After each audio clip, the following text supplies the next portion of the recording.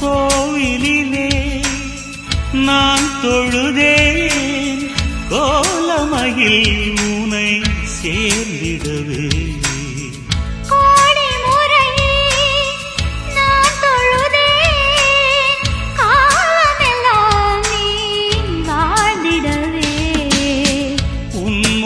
நான் பார்க்க கடிதமே தானாக வார்த்தையில் தெரியாத நிழல் படம் அனுப்பிடு என் உயிரே நிஜமின்றி வேறில்லை என்னிடமே நலம் நலமறியாவல்